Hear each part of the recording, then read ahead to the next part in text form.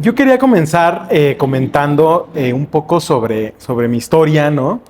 Porque yo tengo ya desde los 13 años coleccionando libros y entonces me dejé llevar por esta corriente, ¿no? Que se volvió muy famosa de los años 60, 70, ¿no? Y, y yo en algún momento, fíjate que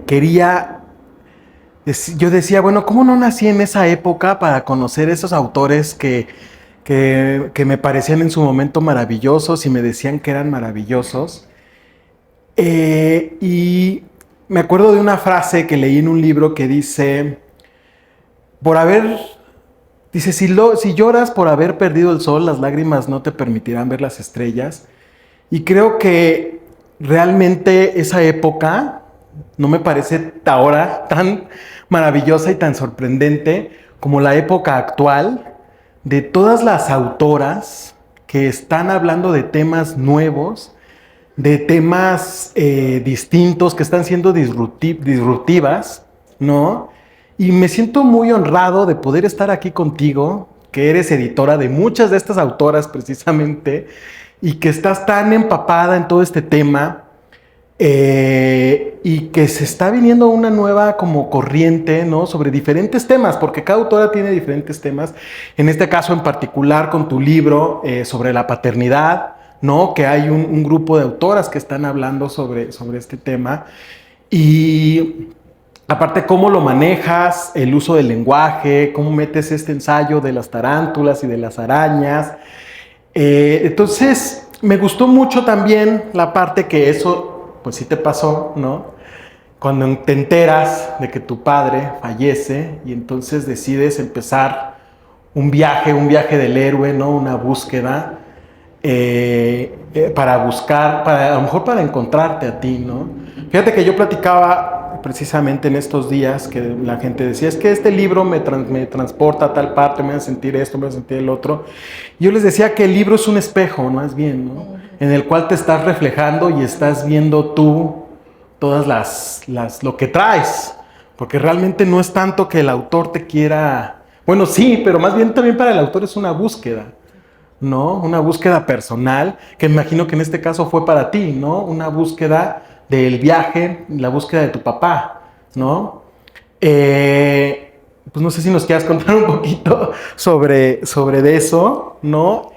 Y qué encontraste. Si te sorprendiste o encontraste ahí tarántulas que no te hubiera, que no te hubiera gustado encontrar, que te dieron más miedo.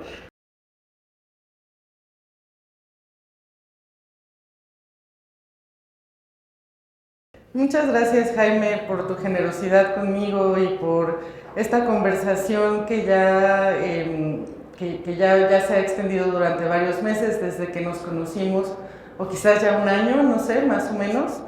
Te agradezco muchísimo todo lo que hemos intercambiado de libros y me gusta mucho el punto que elegiste para comenzar, porque creo que es un punto que tenemos en común tú y yo, que somos, antes que cualquier otra cosa, antes que escritora, antes que promotora, antes que editores, somos lectores apasionados, ¿no? Y coleccionistas de libros.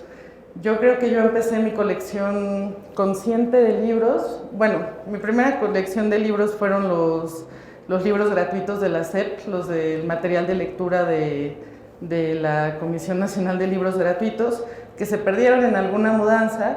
Y la segunda colección de libros fue cuando entré a estudiar literatura en la Facultad de Filosofía y Letras de la UNAM, que me empecé realmente a pensar en una yo futura que iba a volver a estas lecturas, ¿no? Como esa conciencia del futuro, ¿no? Que el lector tiene del futuro. Cuando uno es lector, después de varios años de ser lector o lector apasionado, en mi caso empecé en bibliotecas y después a comprar mis propios libros o a fotocopiar los libros que me gustaban mucho para tenerlos yo. Creo que es una proyección que uno hace hacia adelante, ¿no? Tú tienes hijos, yo todavía no y no sé si los tendré, pero no sé si incluso piensas en tus hijos cuando coleccionas libros o piensas en Jaime dentro de 20 años, ¿cómo va a releer esto? Y eso nos conecta con la otra parte de tu pregunta, que es qué buscaba y qué encontré en estos dos viajes, ¿no? En el viaje de carretera literal que hice a Irapuato en 2013 y en el viaje que implica escribir un libro. Entonces, la anécdota de la novela, que es Especies tan lejanas, es de una bióloga que un día descubre que su papá murió y ve la esquela, y en la esquela viene el lugar de nacimiento del padre, y decide ir a buscar algo sin saber muy bien qué. La anécdota original empieza más o menos así. Estoy yo en una vieja casa de la Colonia Juárez, donde tenía una beca de investigación en la Fundación para las Letras Mexicanas, y en algún momento muerto yo me dedicaba a crear entradas para una enciclopedia de literatura que todavía se puede consultar en internet y es muy confiable porque realmente pusimos mucho empeño. Yo me dedicaba o a transcribir entradas de diccionarios o a escribir artículos nuevos sobre autores clásicos de la tradición, ¿no? Desde Sor Juana hasta los autores que tú dices de los años 50 en México, que explota, que hay una explosión de la gran novela de medio siglo, y en los años 60, 70 con el boom latinoamericano, pues éramos un grupo de estudiantes, bueno, no de estudiantes, de estudiosos de la literatura, todos licenciados en letras ya, que estábamos haciendo esta enciclopedia. Y en algún momento muerto de esa investigación yo googleo a mi papá, porque pues era un momento, creo que esto es la primera vez que lo cuento, pero ese trabajo de investigadora literaria implicaba todos los días asomarse a un baúl, ¿no?, de recuerdos, que son los diccionarios de Manuel Carballo, por ejemplo, las entrevistas que había en algunos suplementos como la revista Siempre o el suplemento 1+1, la revista FEM de la UNAM, que se puede consultar completa en internet. Era buscar en el pasado, ¿no? O sea, mi trabajo era investigar obras literarias, en principio mexicanas, pero después se extendió, porque, bueno, aunque la enciclopedia era de literatura mexicana, de pronto había, no sé, relaciones amistosas con autores argentinos que uno tenía que ir a revisar qué había dicho el argentino. Entonces yo estaba en ese momento todos los días investigando, y un poco en plan de Sherlock me puse a googlear a mi papá, me encontré la entrada de su tesis de licenciatura. Él estudió psicología, es complicado, pero terminó licenciándose como psicólogo en la UNAM. Encontré su tesis, ¿no?, la entrada, la ficha, y dije, a ver qué más hay, y buscando me encontré con la esquela. Y para ese entonces yo ya sabía, obviamente, su nombre completo, tenía algunas trazas biográficas, había intercambiado algunas palabras literalmente en 2 o 3 encuentros que tuvimos a lo largo de toda la vida. Y cuando me encuentro con esta esquela, pues surgen varias preguntas. Uno, ¿para qué lo estoy buscando?, ¿no? ¿Qué estaba yo buscando y qué encontré? Entonces, lo que yo buscaba, o lo que yo pensé que buscaba, era la posibilidad de un diálogo, y lo que encontré fue silencio, ¿no? Porque pues un muerto ya no te puede responder, o no te puede responder, digamos, en correo electrónico, ¿no? Tal vez haya que hacer otro tipo de contacto ahí. Y empecé a guardar un registro de lo que pasaba. O sea, compré unos boletos de autobús porque fui con una amiga, una anécdota vital. Una amiga me acompañó a Irapuato, hablé con otra que me contactó con unos amigos suyos de allá, y entonces yo fui guardando, pero como guardaba los tickets de autobús de los viajes que hacía, los pocos viajes, la verdad soy una persona poco viajera, y siempre guardo, ¿no? Me es significativo la entradita al museo, y siempre compro que un anillito, que una pincita, que un collarcito, como llevarme un souvenir es muy importante. Y en Irapuato, que no es un lugar turístico, y lo es menos ahora, digo, por la violencia del narcotráfico que ha arrasado toda esa zona de Silao, Celaya, Irapuato, León. En ese momento tampoco lo era, sino más bien una ciudad de gente que trabaja, ¿no? Un centro urbano importante, sí, con su centro histórico, colonial, pues su museo regional, sus calles principales, sus platillos de la región. Aunque Guanajuato no tiene la gastronomía que tiene Oaxaca o que tiene Puebla, pues sí tienen ahí sus elementos propios, ¿no? Su relación con los huicholes, por ejemplo, ¿no?, la artesanía huichola, pero no había como tal un centro turístico en Irapuato. y tampoco había una disposición mía hacia la aventura total de ver hacia dónde me llevaba el viaje, sino que todo fue ocurriendo como en tono muy menor, como en decisiones muy chiquitas. La amiga, la casa en donde yo me hospedé, donde nos hospedamos mi amiga y yo, hicieron una fiestecita, era el fin de Semana Santa, jueves y viernes santo. Hicieron una fiestecita el viernes, llegaron personas, bebimos unas cervezas ahí, papitas, no sé qué. Yo le conté a alguien de lo que estaba haciendo y de lo que había pasado, y él me dijo, fíjate que mi dentista se apellida Bocanegra y atiende en tal calle y tal calle, pero pues ahorita es Semana Santa, va a estar cerrado. Y yo dije, bueno, pero igual no está de más ir a darnos una vuelta mañana, que todavía es sábado, ¿no? Y mi amiga me dijo, sí, pues ya estamos aquí, pues vamos. El caso es que fuimos al consultorio dental, no había nadie, pero la tiendita de abarrotes de al lado era el hermano de mi papá, ¿no? Que yo pues le pregunté por la Susana Bocanegra, la dentista, y me dijo, no abrió hoy, pero ¿qué necesita? Yo tengo su celular, si es una emergencia. Y yo, no, pues es que ando buscando a la familia de David Bocanegra. Y me dijo, es mi hermano, ¿qué pasó? Y ahí ya empezó la conversación de, no, pues es que es mi papá, no me digas, ¿no? Y resultó que, bueno, el predio ese donde está el consultorio dental y la tiendita de mi tío era de la familia, y el edificio donde estaba la tiendita arriba había sido la casa familiar. Entonces, de pronto una ciudad industrial grande como Irapuato se convirtió en un cruce de esquinas y en un apellido, porque conserva mucho de esa cercanía de pueblo del Bajío que tiene de todos los que tenemos familia en el interior de la República. Sabemos de que se corre un chisme y de que fulanita ya se embarazó y de que mengano se fue, ¿no? Que anda de borracho, o sea, hay cierta comunicación de las historias y hay cierta memoria que está muy viva y que está muy al alcance de preguntarle en la calle algo, ¿no? Cosas que en la Ciudad de México a mí me parecen más difíciles o más imposibles, en una ciudad de otras dimensiones es algo muy fácil. Y entonces yo empecé, yo guardaba mis cositas del viaje y anoté, le escribí un mail a un amigo estando desde allá, o sea, estando allá, le escribí un correo a mi amigo Rafael y le contaba yo que había venido y que estaba buscando a mi papá, pero que no sabía bien, pero, o sea, yo un poco perdida.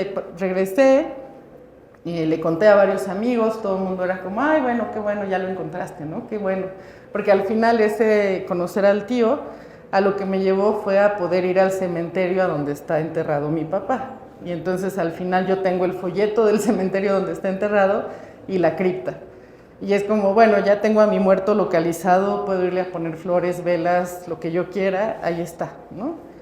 Entonces encontré lo que buscaba, pero la sensación de imposibilidad de no poder hablar con él, o sea, conforme pasó tiempo de ese viaje, yo me fui dando cuenta de que no había podido, lo que yo quería en realidad era encontrarlo vivo, ¿no? O sea, platicar con alguien, que alguien me diera razón como muy clara y evidente y lógica de por qué nunca habíamos estado juntos. Y pues eso no, el chisme no llega tanto, ¿no? El chisme te da pocas coordenadas. Y entonces conforme pasó el tiempo, digo, la costumbre de escribir, la práctica de la escritura yo la tengo desde muy chiquita, como desde los 9, 10 años. Por ahí tengo guardado un cuaderno con mis primeras crónicas, porque yo escribía crónicas, no escribía cuentos. Tengo unas crónicas de cuando viajé al Antiguo Egipto, y contaba yo ahí que había visto momias y que había visto las pirámides y quién sabe qué tanto rollo con mi obsesión de Egipto. Entonces la práctica de la escritura viene de antes, pero cuando pasó esto, que fue un momento muy importante en mi vida, pues la escritura se convirtió como en una forma de buscar, ya no tanto al papá o esa conversación pendiente, sino de buscar una manera de contarle a los demás lo que había pasado. Como que al regresar de ese viaje me enfrenté muy rápido con una disonancia entre el mensaje y la respuesta que yo recibía, ¿no? O sea, yo empezaba, fíjate que fui a Irapuato, porque ¿qué crees? Mi papá era de ahí y justo me enteré de que se murió, ¿no? Y todas las respuestas emocionales de la otra persona que me escuchaba iban como de qué triste que se murió a qué bueno que encontraste la tumba. como de final feliz, ¿no? De, ay, felicidades, qué bueno. Y yo no me sentía como coherente con esa respuesta, como que yo regresé de ese viaje triste, ¿no? Y decepcionada, y como que me molestaba mucho cosas lindas que te dicen los amigos, como, oye, qué valiente que te atreviste a ir y sin conocer a nadie, y no, qué buena onda, tu amiga que te acompañó, no sé qué. Y yo decía, esta gente estúpida, qué valiente, como si lo hubiera elegido, o sea, ¿sabes? Como esa disonancia.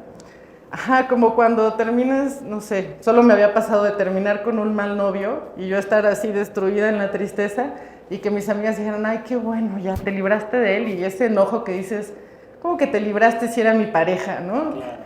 Esa disonancia emocional fue la que fue guiando la escritura, esa segunda búsqueda.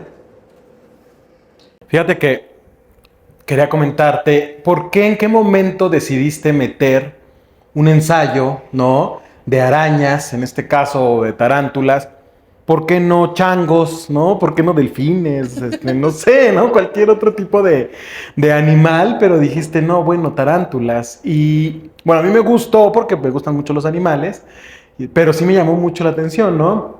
Aparte, en este libro se maneja pues también cierto tipo de maternidad y paternidad, ¿no? Relacionado un poco con la descripción de las arañas, que si la viuda negra, que si los diferentes tipos de arañas, que eso pues vemos precisamente, ¿no? Estas inquietudes también de otras autoras, que tú que eres editora y editas tanto, ¿no sientes que de alguna manera hay influencia de otras autoras en tu texto? Entonces, bueno, son dos preguntas, ¿no? ¿Qué tanto o cómo logras, con tu trabajo de editora, que no se mezcle con la cuestión de escribir, ¿no? ¿Y por qué las arañas? Creo que no te lo pregunté en el club de lectura, ¿no? Pero sí me llamó la atención las arañas. Bueno, yo me acordé mucho de las patas rodillas rojas, porque yo tenía una tarántula rodillas rojas que se perdió por ahí por la casa y anduvo vagando por todos lados, y la encontramos creo que un mes después, pero bueno, ahí andaba, viva y todo. Sí te quieren mucho en tu casa, oye, porque no, pues esa. Tenía una rata viviendo en una maceta de la casa, ¿tú crees? Le eché en una maceta, eché la rata y no se salía de ahí. Ahí le daba de comer, le echaba hielos, ahí comía y hacía su vida la ratita. Son súper inteligentes las ratitas. Pues, ¿por qué las arañas? Llegué a ellas de forma accidental, como pasan muchos hallazgos que uno tiene y con los que decide quedarse. Llegué a las arañas por una enfermedad de la piel que tuve, un acné severo que tuve en un momento de mucho estrés cuando estaba estudiando el doctorado y tenía que entregar el primer boceto de la tesis de investigación, y un momento de mucha, angustia estudiantil, pero que se siente que estás en riesgo de vida o muerte, ¿no? Y me dio este acné así tremendo, como entre alergia, respuesta al estrés, y entonces me recetaron una medicina que se llama isotretinoína, que provoca que te descames, como que hace que te absorbe la humedad de la piel y te descamas, literalmente como que se seca, todos los barros, todo lo que tengas se seca y estás muy seco en general. Te tienes que poner mucha crema y no exponerte al sol, y los ojos se te secan, la boca se te seca, todo es como que te exprimen el agua, no sé cómo funciona, pero es muy mágica. El caso es que yo en ese proceso de descamación empecé buscando cómo se llamaba lo que hacen las víboras que cambian de piel, que tiene un nombre específico que es ecdysis. Pero entonces, buscando esa palabra, encontrarla me llevó a ¿qué otros animales hacen ecdysis?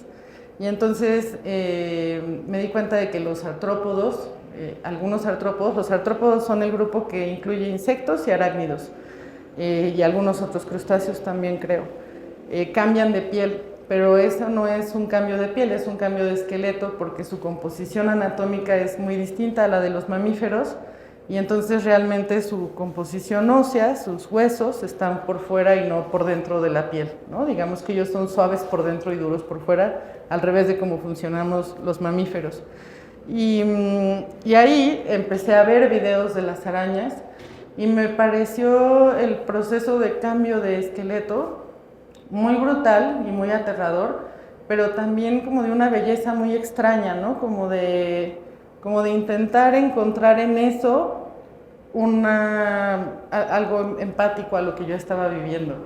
Como quienes han tenido problemas de la piel, porque ya después he platicado con más personas, pocos lo platicamos, o sea, como que no le cuentas a nadie, tengo la espalda llena de acné, porque es algo que da vergüenza y porque tiene mucho que ver como con nociones morales de limpieza, de pulcritud, de tersura. Y la piel en las mujeres, en específico las arrugas, las manchas, los signos de la edad y las heridas, las quemaduras, todo eso es como un tabú muy fuerte que causa mucho pudor.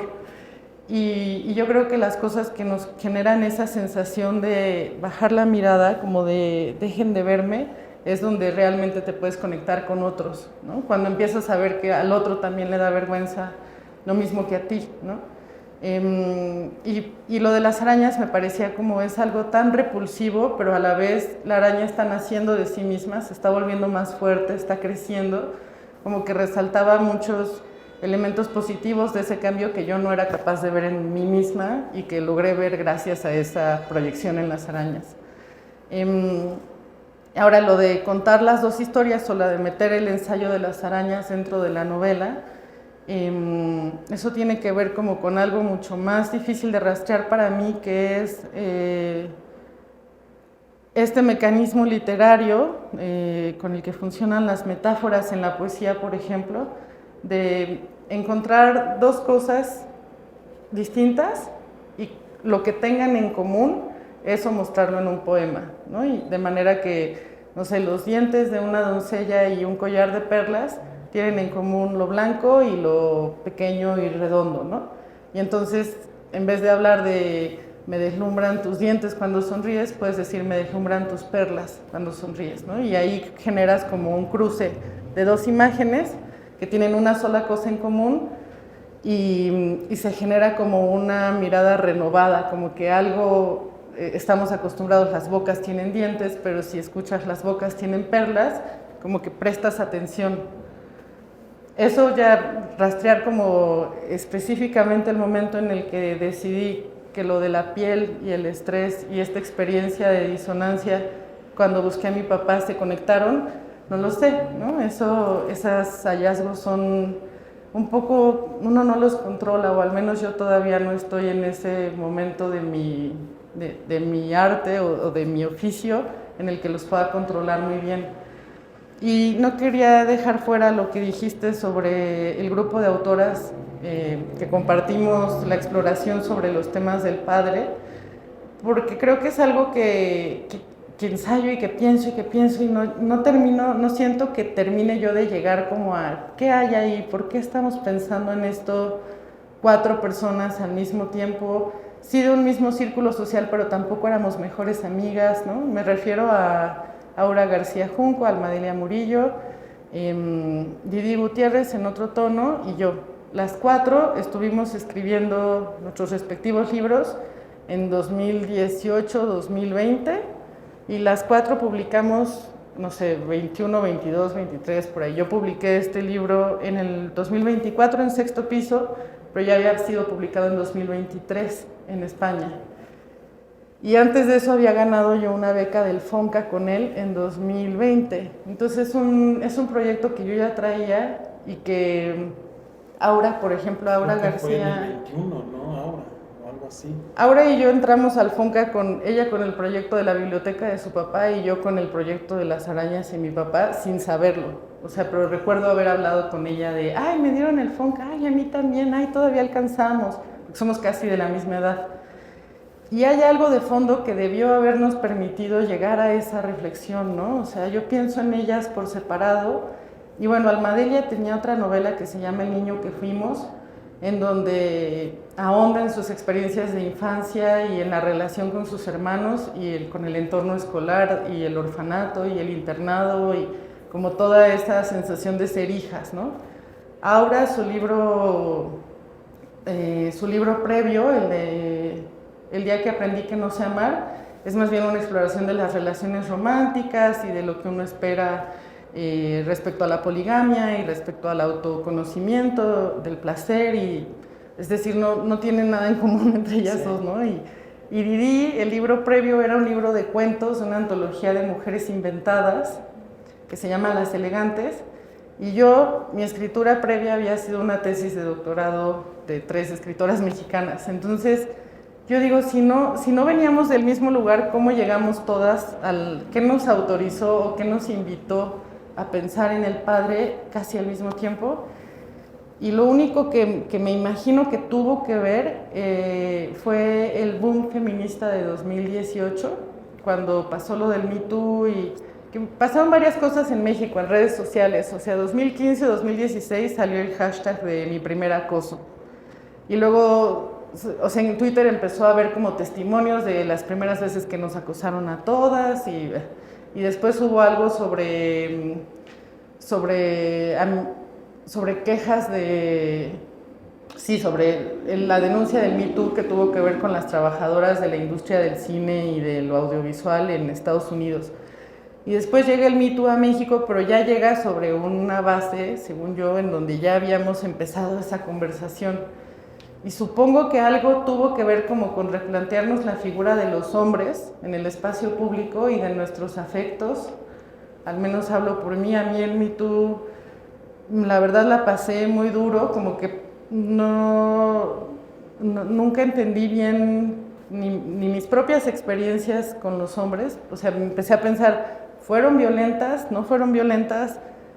Concluí que no, que si yo no las viví como con ese padecimiento, pues no fueron violentas para mí, pero eso no implica que para otras personas haya sido distinto, ¿no? O sea, como aprendí a escuchar y a diferenciar, esa es tu experiencia, esa es mi experiencia, se parecen, pero somos personas distintas, aunque te entiendo, ¿no? Como en ese aunque te entiendo es de lo más importante para mí del Me Too. Y después pensar, bueno, acusaron a mi hermano, ¿qué hago con él? No le voy a dejar de hablar, ¿no? Ni le voy a prohibir volver a tener pareja, ¿quién soy yo? O no voy a exigirle que vaya y repare el daño que pudo haber hecho. ¿Qué hago con las personas, hombres que amo, que fueron acusadas en Me Too por haber hecho sentir mal a alguien? Y lo dejo hasta hecho sentir mal a alguien, porque creo que sí hay una línea entre comportamientos desagradables, hirientes, etcétera, y comportamientos criminales, ¿no? Hasta, o sea, criminales me refiero, si una niña de 13 años dice, ese señor me tocó, es un crimen, ¿no? Pero si una mujer de 25 años dice, ese señor me tocó en una fiesta y éramos amigos, es otra cosa. Está mal, pero no es criminal, ¿no? Para mí sí hay una diferencia, sí hay una raya que pinto.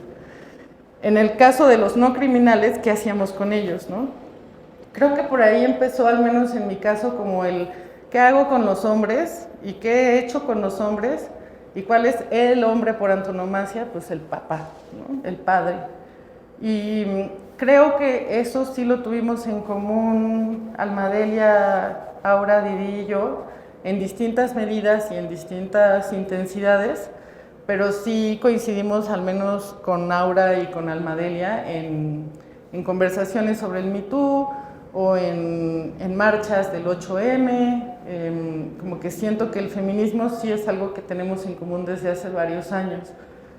Y supongo que viene de ahí, pero bueno, eso me lleva a la otra pregunta que me hacías de qué tanto me ha influido la escritura de otras compañeras. Y la verdad mucho. Por ejemplo, Jasmina Barrera y yo hemos sido amigas desde hace mucho tiempo, y no solo amigas como de acompañarnos en los cumpleaños y, ¿sabes?, ir a verme al hospital o ir a verla cuando nació su hijo, sino que tenemos una conversación intelectual, es decir, conversamos mucho entre nosotras sobre lo que leemos, sobre la música que escuchamos, hemos ido al cine o al teatro juntas muchas veces, y creo que eso, compartir referentes, sí te hace escribir parecido, ¿no? Como que te hace parte de una generación. Antes le llamaban así a los grupos de escritores que compartían justo lecturas, traducciones.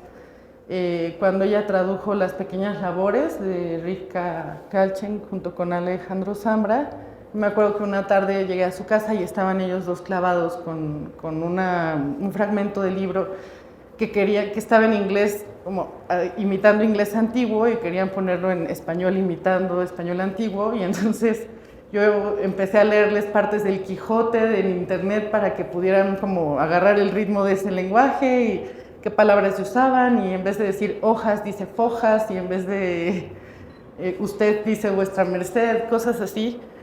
Y este tipo de intercambio pues también cifra mucho, ¿no? Como compartes lecturas y compartes referentes. También siento que el taller como espacio de intercambio es otro gran lugar para ese tipo de contagio. La escritura de Julián Herbert, por ejemplo, yo conscientemente leo, no sé, Canción de tumba y digo, ¿cómo le hizo? A ver, aquí el narrador es tal, aquí cambió de tema, aquí esta palabra se repitió, aquí. Entonces voy analizando literalmente cómo le hizo para poder copiar el mecanismo, ¿no? No copiar el texto, sino la manera de pensar el texto. Y eso es algo que abiertamente he hablado con él. Se diferencia mucho del proceso de editar porque cuando estoy editando, mi formación como crítica literaria o como estudiante de literatura o filóloga me ayuda mucho a tratar de entender las reglas del juego más que el juego en sí mismo. Entonces muchas veces mi forma de leer tiene que ver con las estructuras, por ejemplo, novelas que me encantan y que edité con mucho cariño, como Notas desde el interior de la ballena, de Ave Barrera. Si tú me dices, oye, ¿qué carro es en el que viajan dentro de Guadalajara, el papá y ella? No me acuerdo. Y es algo importante, se repite varias veces, ¿no? O me acuerdo que Ave dice algo de las marcas que deja una sala en un espacio cuando mueven ya no me acuerdo si mueven una sala o mueven una cama, pero quedan las marcas de las patas en el piso. No me acuerdo bien si es un sofá o una cama, pero sí me acuerdo muy bien que el libro está estructurado como por escenas de su infancia, un viaje que ella hace hacia el final a conocer a las ballenas y citas intercaladas de otras autoras. Entonces, la estructura la tengo muy clara en la cabeza, pero el contenido no tanto. Y eso es como que me ayuda, por ejemplo, a identificar. Ahora, recientemente leí un libro de Rebecca Solnit que se llama Las rosas de Orwell, y la forma en la que está estructurado me recordó mucho la forma en la que Jazmín estructuró el libro sobre Elena Garro, el de... que también edité yo, el de la reina de espadas, que también hay detalles anecdóticos de la vida de Elena que no recuerdo, pero sí recuerdo que por un lado es Jazmina leyendo a Elena y por otro lado son datos biográficos de Elena que se van trenzando, ¿no? Y comentarios sobre la obra, comentarios que hace sobre los colores en el libro de la Semana de Colores, o sobre el tiempo, o sobre los gatos. Recuerdo como esta sensación de que Jazmina hizo colecciones y luego fue alimentando los ensayitos con eso, pero no me acuerdo de los detalles. Entonces como que no sería muy fácil que, o sea, no me contagia a la hora de estar escribiendo yo, porque no es algo que retenga en la cabeza, ¿no? Y cuando retengo una anécdota, estoy muy clara de dónde la leí o en qué película la vi, o simplemente tengo muy claro que no es algo que yo imaginé. Y las anécdotas normalmente yo las suelo trabajar en mi escritura como oraciones primero, que después acomodo en una secuencia, y me clavo mucho en cómo esa secuencia, qué necesita la secuencia para funcionar. Entonces realmente no, o sea, como que no, sería muy difícil, o es casi imposible que si yo escucho que tú me dijiste ahorita lo de la rata en la maceta, yo mañana despierte y diga, ¡ay, un cuento de una rata en la maceta! ¿Sabes? Como que no me pasa eso porque no llego por ahí, no llego de esa manera a las historias. Y entonces de alguna forma eso me ayuda a mantener en compartimentos distintos lo que leo y lo que estoy buscando cuando escribo. Como que para mí escribir se relaciona mucho con ir buscando el siguiente paso. O bueno, en esta novela, por ejemplo, tenía yo muy clara la anécdota porque pues la viví, ¿no? Entonces las variaciones y las digresiones tenían que ver con lo que yo sentía que la trama necesitaba, pero no con sacar de otro lado. Fíjate que me parece muy interesante todo eso que me comentas, porque cuando alguien me pregunta, bueno, la chica ya se fue porque tenía que irse, pero me dicen, recomiéndame un libro por la temática, me cuesta mucho trabajo porque temas hay pocos, Sí. ¿no? O sea, temas no hay muchos, pero lo que yo veo mucho en los textos, por ejemplo, en el tuyo, es la estructura, como dices. Entonces, es que muchas veces cuando me dices que ya me lo spoileaste, es que no hay spoiler, porque tienes que a lo mejor disfrutar de la estructura que le está dando el autor. Por ejemplo, ahorita de que comentas el de Notas desde el interior de la ballena, me parece que ahí son 15 notas, pero 6 historias, algo así, que tiene que ver con la fecha que murió la mamá. Exactamente. ¿No? Este libro es como precisamente, ¿no? Se va tejiendo como una telaraña. Entonces tiene la estructura que era algo que yo te comentaba con el libro de Mansi, creo, que también editaste, ¿no? Que te decía, es que ¿por qué les quitan el índice? En el índice te puedes dar cuenta a veces de más o menos por qué tú repites dos capítulos con el mismo nombre, ¿no? Como si regresaras otra vez a esa parte, ¿no? Y ahorita me acordé del de Punto de Cruz de esta Jazmina Barrera, que también te relata como si fuera una telaraña. En este caso no es una telaraña, pero bueno, al final de cuentas es un bordado y va uniendo, ¿no? Las estructuras. Y así puedo seguir con muchos textos, que lo rico es la estructura, que ahorita lo estás comentando, ¿no? Que si los puso acá y que los puso acá y después intentó unirnos. Yo, por ejemplo, ahora García Junco, ¿no? Que los va poniendo en un clip, sí, ¿no? Y para después irlos armando como el libro de Anticítera. No, el otro, el de Mar de Piedra, ¿no? El de Mar de Piedra, que también uno hay unos puntos porque mete los ensayos de estos nudos, que no me acuerdo ahorita cómo se llaman, sí, ¿no? Entonces, eso es lo rico de la escritura, ¿no? Y otro punto que tocas que también me llama la atención es, claro, a lo mejor todas estas autoras, bueno, algo que yo he dicho y que disfruto mucho es que aprendo mucho de los textos de autoras contemporáneas, ¿no? Y bueno, qué más placer que poder platicar con ellas, ¿no? Y que comenten, por ejemplo, ahorita tú que dices de lo del Me Too, que te afectó, para mí el Me Too pasó como otra noticia más, ¿no? Entonces, que tú comentes que hubo cierta afectación en ti, este movimiento, ¿no? Y a lo mejor en otras autoras, y buscan esta reconciliación con la figura paterna, y a lo mejor por eso se están haciendo este tipo de textos, me parece muy interesante, ¿no? Digo, habría que preguntarles a ellas si sí, pero esa es mi teoría. Yo creo que sí tuvo mucho que ver porque además sí fue algo que platicamos. Es que no te puedo decir así, el 15 de junio platicamos, pero sí recuerdo conversaciones con Jazmina, por ejemplo, ¿no? Con Aura de plano sí tengo muy claras las veces que platicamos de eso, sobre todo como de qué hacemos con ellos ahora.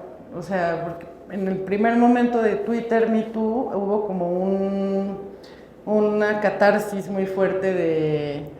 Y fulano que una vez dijo que me amaba y no me amaba porque luego empezó a andar con no sé quién. Ah, pues sí, él una vez me agarró las nalgas sin mi permiso. Y, o sea, como mucha ira contenida y que yo creo que necesitaba explotar de esa manera, ¿no? Que necesitaba como salir, decir todo, decir, bueno, ¿en qué se diferencia alguien que te agarró las nalgas sin que tú se lo permitieras en una fiesta a alguien que te hizo eso y luego te dijo, si no te dejas te corro, ¿no? O sea, son dos ejercicios de violencia y de poder, pero no de la misma magnitud.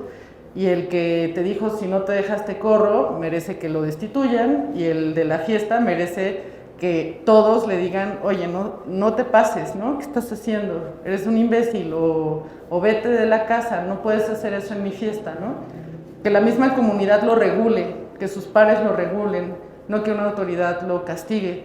Pero en casos como en empleos o en universidades, donde también empezó a salir mucho de este profesor me invitaba a tomar café y si no aceptaba yo eso, no me daba la aprobación de mi tesis, pues ahí sí ya dices, bueno, aquí hay un problema institucional porque este tipo trata de una forma a las mujeres y de otra forma a los hombres, y alguien le tiene que poner un freno porque tiene poder sobre esas personas. Entonces como que había que diferenciar distintos casos y distintas respuestas, y también afrontar conversaciones incómodas, ¿no? De decirle, por ejemplo, a mí sí me tocó que algún amigo me dijo, bueno, lo bueno es que yo sí estoy muy tranquilo de nunca haber sido machista. Y yo dije, es que a veces sí eres. No, pero ¿cómo? Y le dije, por ejemplo, siempre me haces bromas como para dejar en claro que yo estoy segura contigo, que podemos ir a una fiesta los dos siendo amigos y no va a pasar nada. Siempre me dices, pero tráete algunas pompis, ¿no? O sea, como que siempre bromeas con que yo te conecte con otras mujeres. Y eso me incomoda, porque de alguna forma digo, bueno, si quieres que yo te acompañe a la fiesta es porque disfrutas de mi compañía, no porque esperas que yo lleve a otras personas, ¿no? Y él decía, bueno, pero, o sea, eso, no compares eso. Y yo, no, o sea, eso es una desatención. Es como si yo te digo, por favor, o solo dame, ¿no? O si yo te digo, ¿puedo tomar? A diferencia de que solo tome de tu vaso, pues puede ser que tú digas, oye, te comparto con mucho gusto, pero pregúntame. O que digas, no me importa, toma lo que quieras. O sea, depende también de la relación que hay, del tiempo de conocerse, bla, bla, bla. Pero como que esas conversaciones con Aura y con Has, por ejemplo, sí las tuve largo, pues, ¿no? De platicar y de volver a decir, oye, me quedé pensando en esto. Con otra amiga que se llama Majo Delgadillo, que también escribe, también pensamos mucho en ese momento. Majo publicó en una editorial y una de las personas que trabajaba en esa editorial, un hombre, salió señalado y me dijo, ¿qué hago? ¿Sigo yendo a eventos o de mi editorial o ya no? Y dije, no, a ver, ¿en tu editorial solo trabaja él? ¿O es un grupo de personas entre las que hay mujeres también? No, pues es un grupo grande de personas. Bueno, pues entonces, o sea, aguas, ¿no? Distingue entre esta persona, la editorial, el equipo de trabajo y tu propio trabajo, que merece, no porque un tipo haya sido grosero, tú mereces no presentar tu libro, ¿no? O sea, pensemos en qué se puede hacer, qué se puede decir como para decirle a este güey, sé lo que hiciste y estuvo mal, me caes mal, confío menos en ti. Pero eso no quiere decir que no voy a compartir un espacio o que no voy a presentar mi libro o el libro de alguien más o que no voy a respetar al resto del equipo, ¿no? Y fueron conversaciones incómodas porque muchas no tienen solución, o sea, muchas se quedan en, híjole, no, pues no sé, ¿cómo le hacemos? O muchas se quedan en, pues sí, si lo veo le digo, pero si nunca lo veo, ni modo que le hable, oye, vi que te señalaron, ya no te respeto. Pues no, también algunas cosas pues, se te pasan, ¿no? Pero sí nos llevó a una reflexión sobre el papel también de las mujeres y los hombres, ¿no? Había mujeres que abusan, también hay mujeres violentas, porque somos seres humanos y hay mujeres abusadoras también, pero los mecanismos suelen ser otros, ¿no? Suelen ser menos relacionados con el erotismo, por ejemplo.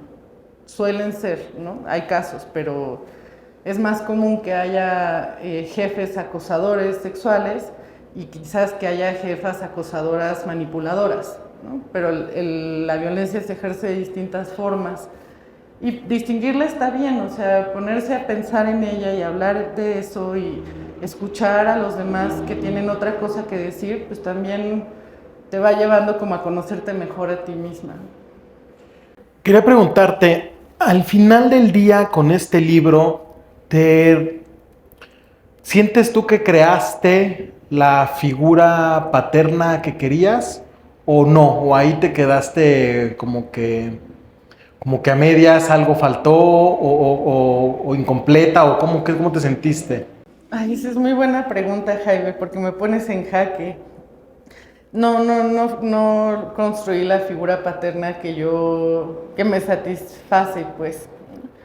Me hubiera satisfecho tener un personaje más tridimensional como papá y más profundo también y más humano, más lógico, como que nunca logré que mi papá fuera o el malo o la víctima de las circunstancias, ¿no? O era un tipo irresponsable, machista, violento, manipulador, tacaño, que todas esas son como tache, tache, tache, o era un hombre enfermo con adicciones, una infancia violenta, muchas carencias materiales y emocionales, y esas son dos dimensiones, y nunca no he logrado hasta la fecha encontrar la tercera dimensión, ¿no? Bueno, era malo y pobrecito la vivió difícil, pero ¿dónde está la esfera? Pues como que me quedó la sensación de que en la novela está un personaje bidimensional, caricaturizado, pues justo plano,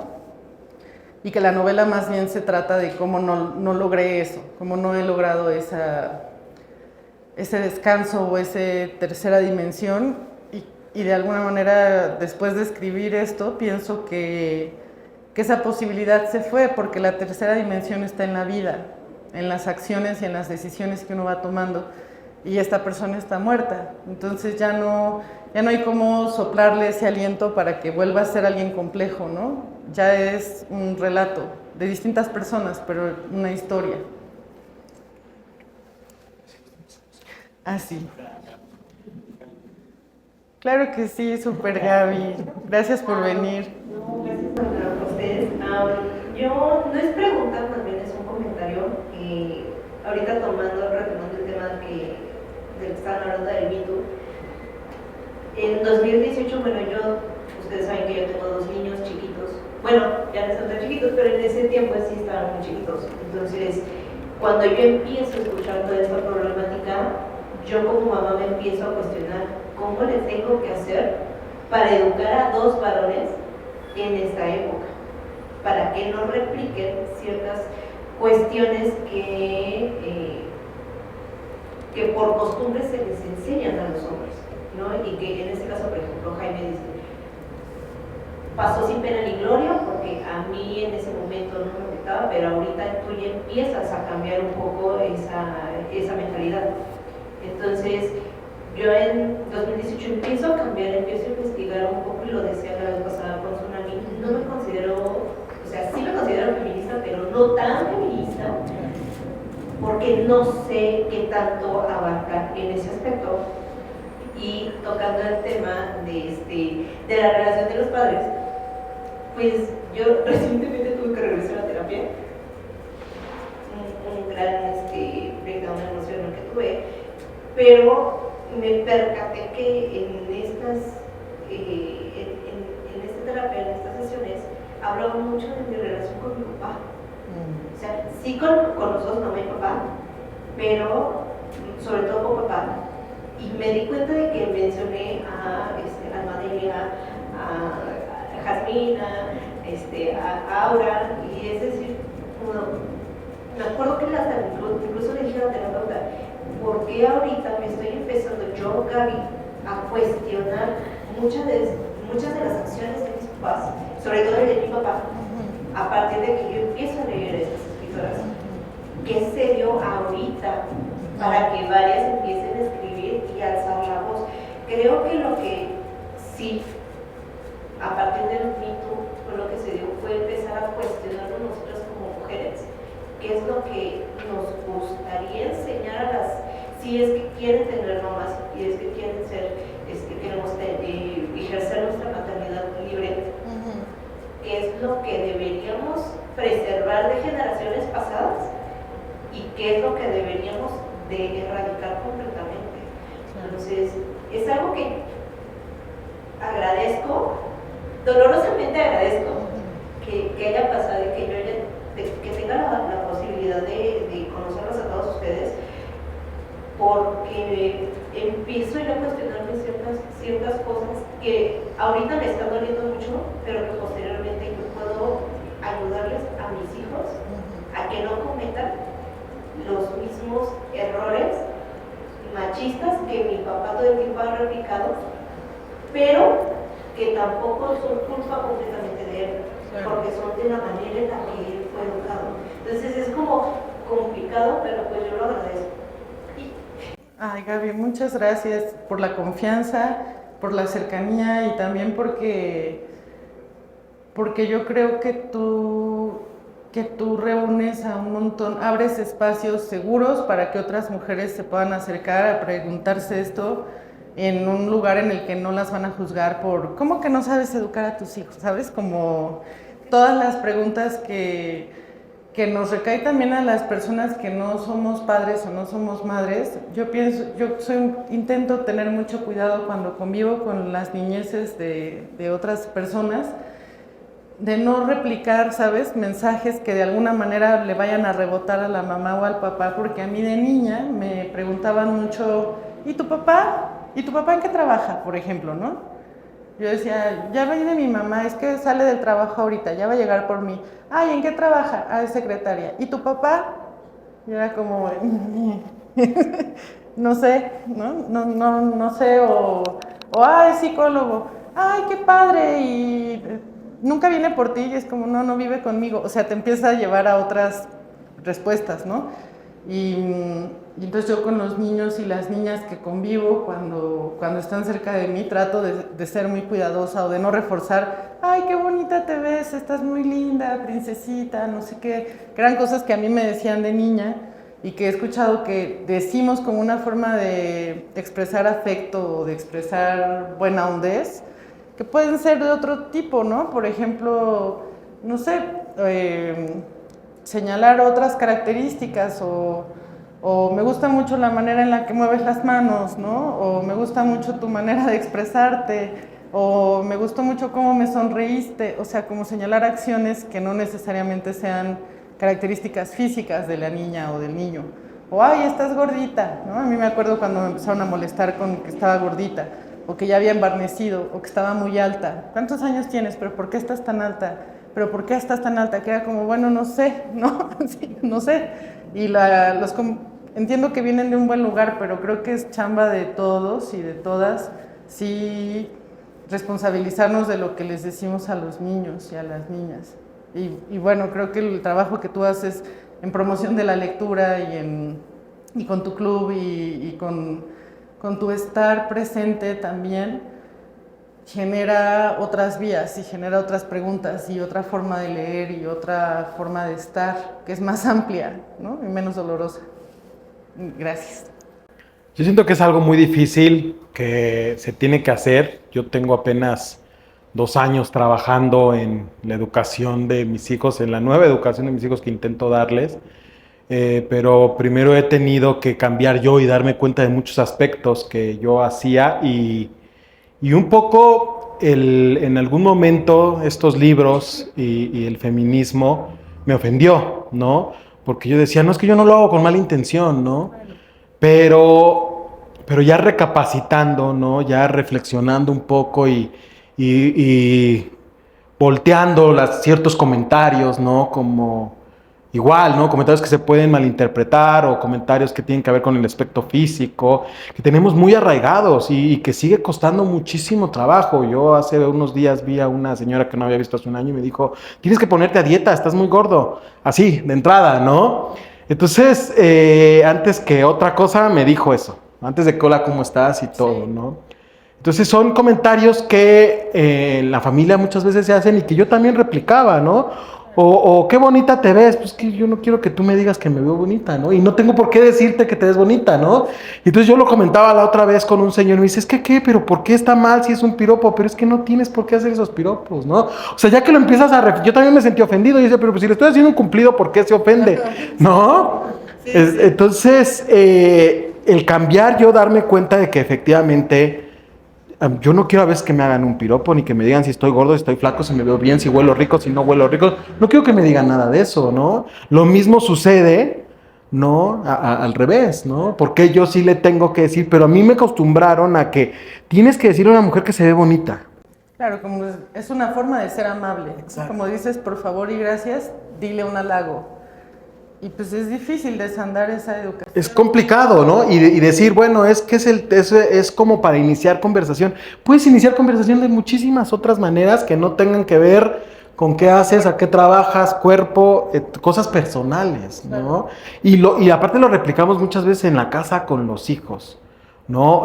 A mí me acuerdo que, bueno, con mi hijo que ya empieza a cierta edad de las novias o de que la niña le gusta o todo eso, ¿no? Y el hacerles, o sea, molesta ese tipo de cosas a todos, ¿no? Entonces, aprender todo eso, yo he aprendido muchísimo gracias a todas las autoras contemporáneas. La verdad que he querido de alguna manera en mis redes sociales compartir todo lo que estoy aprendiendo porque digo, sí, tienen razón. Tú también haces una muy buena chamba en estos videos más como videoensayo, cortitos, que a mí me gustan mucho y se los comparto a amigos y me gusta también mucho tener un referente de decir, míralo, o sea, no solo es que las mujeres queremos que ustedes cambien, también hay hombres que desean cambiar y que desean que otros hombres cambien, ¿no? Y quizás es más, yo me imagino que tener una conversación como tú con este señor de, ay, pero pues, ¿qué le pasa? Que no sé qué.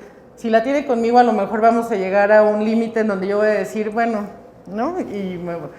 Y él va a decir, bueno, sí, ajá, ya no lo voy a hacer, y ya como raro, pero a lo mejor contigo se puede abrir de otra manera y eso es otro tipo de espacio seguro que los hombres también se merecen, pues si no, o sea, decirle a alguien, estás mal, y luego, y vete, y no mereces nada, pues es muy feo, es muy violento también, porque ¿qué hace?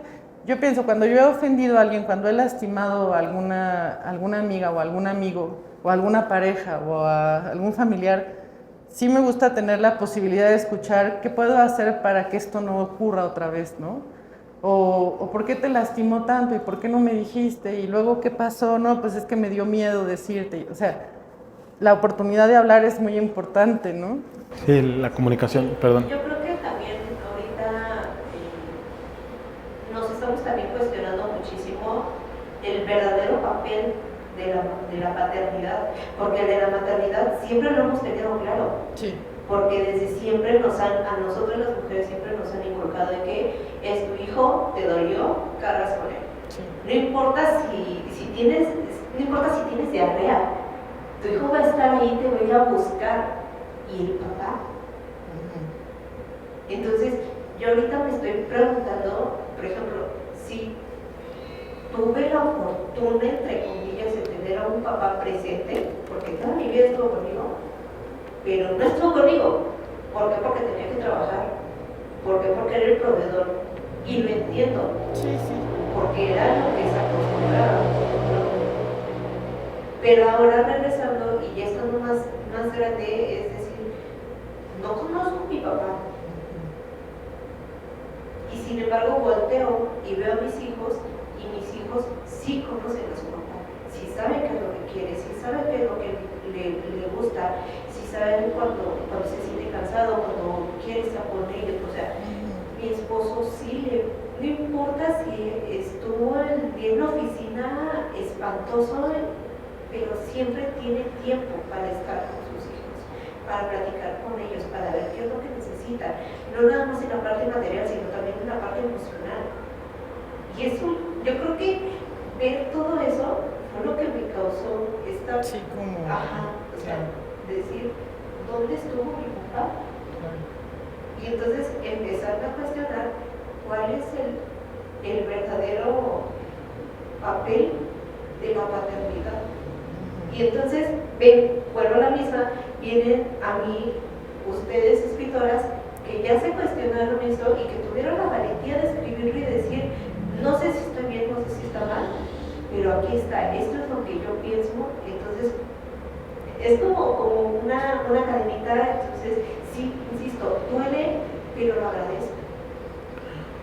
Sí, fíjate, comentas algo que a mí me acordó del libro de esta Didi Gutiérrez, La Alegría del Padre, sí, ¿no? Sí, sí. Que no sé por qué siento que romantiza al papá a lo mejor, o busca una parte como Harper Lee y Matar a un ruiseñor, ¿no? Siento esa parte. Cuando leímos ese libro en el club de lectura, hay una parte en la que el papá se aprende a a peinar a la niña en las revistas de Readers, ¿no? Entonces así de, ¡ay, qué padre! ¿Y por qué se alaba eso? ¿Y por qué se aplaude eso, no? O sea, ¿por qué se aplaude que el papá aprendió en una revista a peinar a la hija cuando pues la mamá lo hace siempre? ¿No? Y una mamá soltera pues lo hace siempre, pero como él es un papá soltero, ¿por qué como que se le tendría que alabar ese tipo de cosas, ¿no? Entonces todas esas cosas son las que uno ay, mira qué padre, porque se paró temprano a hacerle desayunar al hijo. Ay, qué bueno que tu esposo te ayuda.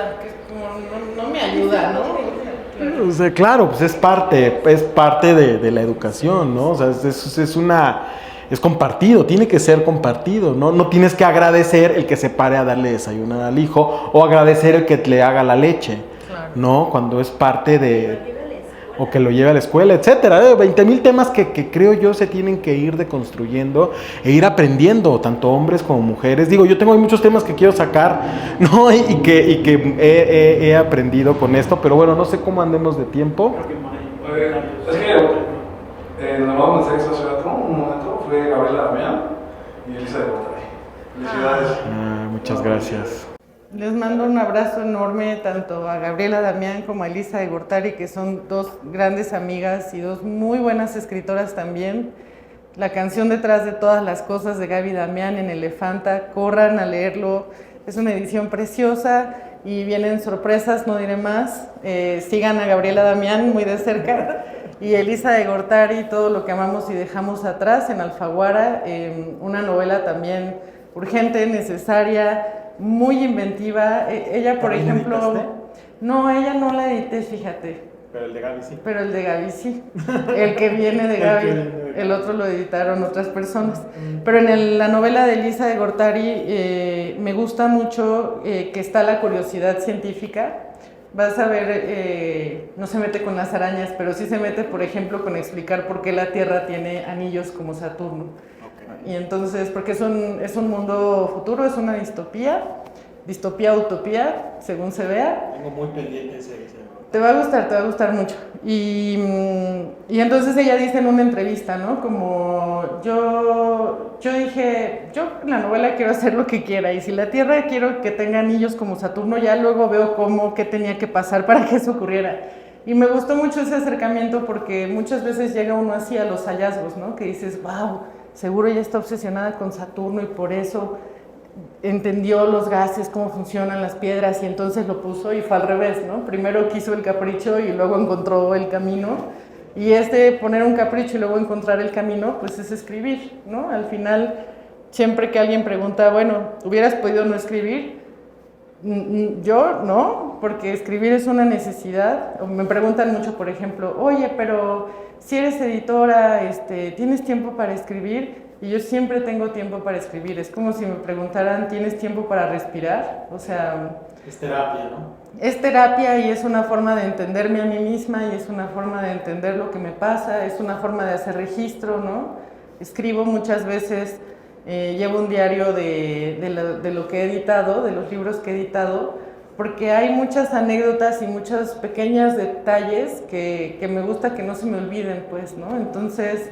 No sé si eso se va a publicar, no creo, a quién le va a importar leer mis apuntes de edición, pero me parece bonito el hecho de ir registrando en un cuaderno, ¿no? Leo un manuscrito y empiezo a escribir, por ejemplo, lo que me interesa, y luego ya de todo el proceso editorial y tal, cuando llega el momento de escribir la cuarta de forros, que es algo que me gusta mucho hacer, regreso a esos primeros apuntes. La cuarta de forros es el texto de atrás. Sí. Ah, yo no sabía eso. Sí, ¿Todos sí. los editores hacen eso o tú lo haces porque te gusta? Pues yo lo hago porque me gusta. Muchos editores se lo dejan a los mismos autores o muchos editores lo hacen en conjunto o incluso a veces se lo piden a una tercera persona, ¿no? Pero a mí me gusta mucho escribir ese mini ensayo, se me hace como un reto, ¿no? De un mini ensayitito de 3 párrafos que hable del libro y que invite a leer, ¿no? Como que es el lugar en donde me permito más decir qué cosas me gustaron mucho del libro, a veces más que acompañando a los autores, pues, en ese lugar donde yo me siento libre de ser entusiasta y de ser lectora. Qué padre, voy a correr a leerlos porque nunca leo la cuarta de forros, entonces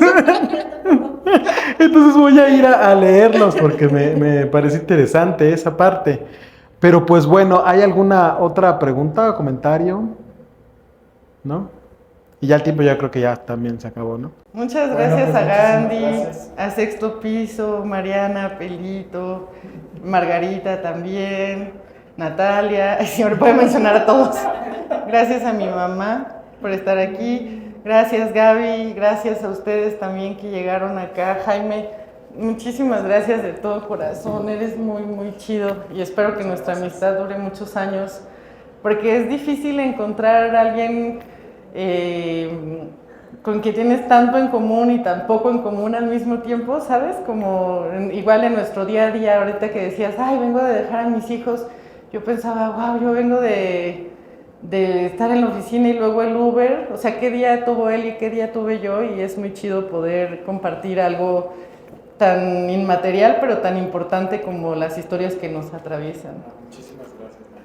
Para mí es un placer y bueno, me conmueven mucho tus palabras. Muchísimas gracias. Vi tu red social, por favor, antes de que corten. Bueno, sí, ¿O ya cortaron? como, Bueno. ya. En Facebook sí. Bueno, a las personas que están aquí. El aura de los libros. Síganlo, de verdad, es un contenido de calidad. Gaby Books. Gaby Books. Gaby Books también, Con por doble B. favor. Gaby con doble B. Con doble B. Porque si no, sí se confunde.